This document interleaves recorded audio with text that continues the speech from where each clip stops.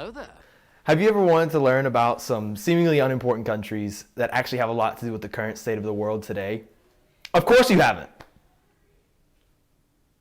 Anyways, Finland! At the forefront of European affairs today, Finland has a very unique government and society that has been influenced by many outside powers and homegrown ideas. It offers a great look into the front lines of confronting Russia in Europe, and much as the next nation offers a look into the front lines of confronting China. Vietnam! No, Vietnam! Of course, we all know Vietnam from the war that our grandfathers, uncles, etc. fought in, but it, like Finland, has been shaped by the intervention of foreign powers.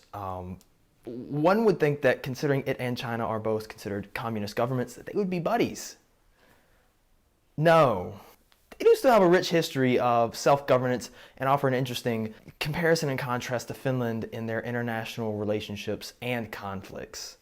To complement Finland and Vietnam, respectively, we also have Denmark and Laos. No! Both of these nations share similar histories to their respective neighbors and therefore offer good comparisons across the board. In addition, they offer their own little quirks in governance that warrant a look at it. Overall, these four nations, while seemingly irrelevant to many Americans, are key to many of the issues we face today. So to begin to better understand these states, here's Aaron to talk about their geography and their demographics. Vietnam, Laos, Finland, Denmark. What do these places have in common? That's right, they're on land and contain people. All right, job done, you guys. We're good. Vietnam, they're small land-wise. They have a lot of neighbors, Laos, Cambodia, China. They also have a long coastline, but you know, China, so they mainly focus on their army. Here, a pie chart. They're also mostly homogenous, ethnicity-wise, with Kin, or Vietnamese, making up 85%, Tay making up 1.9%, Thai making up 1.9%, and a lot of other stuff. Laos, Vietnam's little brother. Here, another map. These dudes are landlocked, which means they can't go anywhere and they have a lot of neighbors.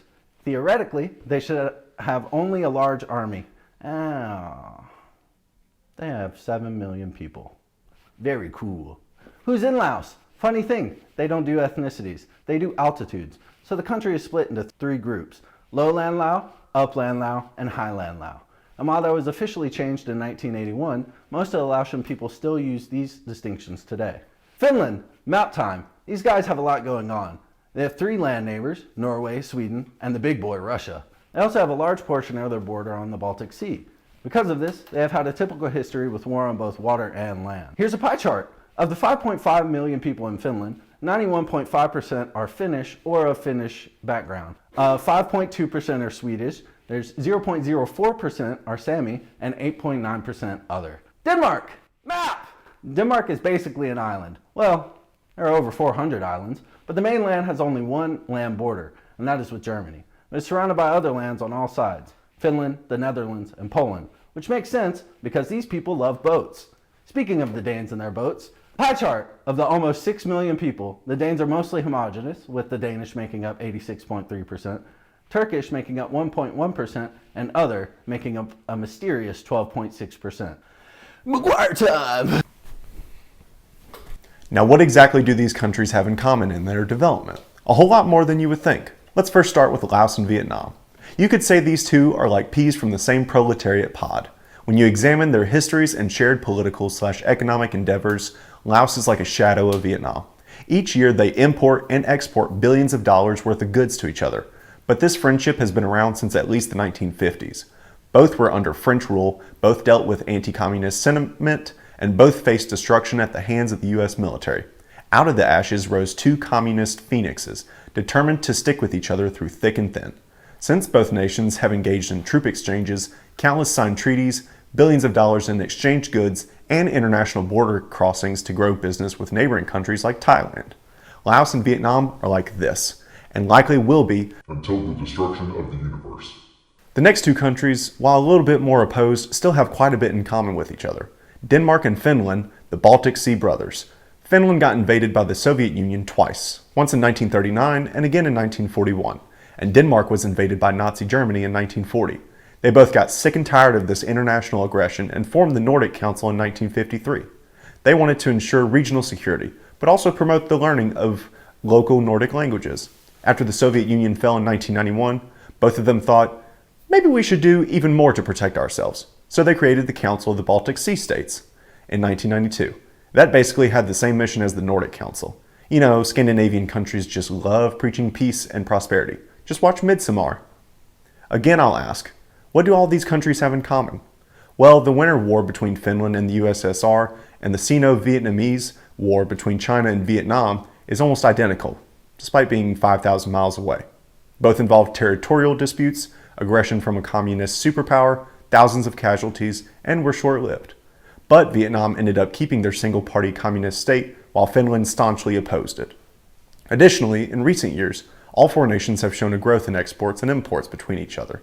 But once again, Denmark and Finland are applauded for their human rights efforts, while life in Vietnam and Laos is the best if you're a political opponent.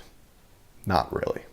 All four states have developed in different ways, but it's easy to find similarities in their stories and to see how connected they are in today's world. Next, let's look at political regimes and current issues with Bobby. Okay, so with all that info in mind, where are these countries now? Where Aaron just showed you, idiot. But anyway, how's Vietnam doing after, well, they won the war?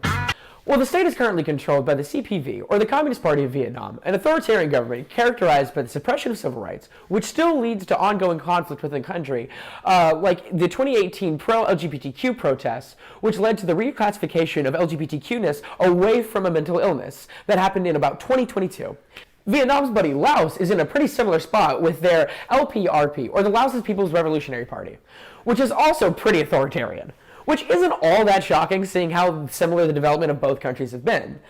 Though while the Laos government is dealing with the lasting impacts of the pandemic, they've been surprisingly transparent with their pandemic response measures. Heading north back to our two final countries, we see a very different situation. Finland, despite being in a cold winter hellscape, is still one of the happiest countries on earth. There is no one overarching ruling regime within the country, instead being controlled by a number of political parties elected to the country's parliament. Currently, the main issues the country is dealing with revolve around things like immigration, the ongoing war in Ukraine, climate change, and the lasting economic impacts of the pandemic. Denmark, shockingly, is in the exact same spot, with a large number of political parties being represented within the country's parliament, with Denmark facing pretty similar issues as Finland, just with a little bit less urgency on the Ukraine issue due to Denmark being in a more geography-isolated region with its large sea borders, though the current issue with their healthcare system is causing a rise in conflict within the country. But for now, that's our four countries. We hope you find them interesting, and if you don't, well, I don't care.